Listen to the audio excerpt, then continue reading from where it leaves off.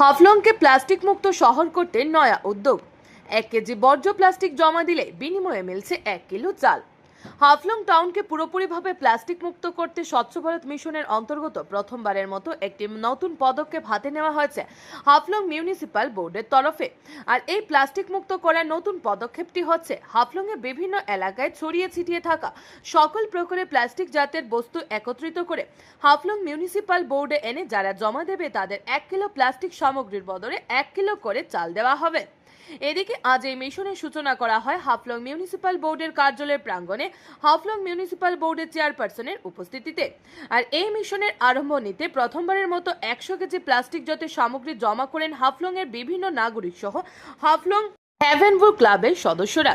Plastic নির্মূল্যে এই ধরনের ব্যবস্থা গ্রহণে হাফলং এর নাগরিকরা এগিয়ে আসতে তাদের অনেক উৎসাহ যোগাবে বলে জানান হাফলং মিউনিসিপাল বোর্ডের চেয়ারপারসন রিপা হোজাই।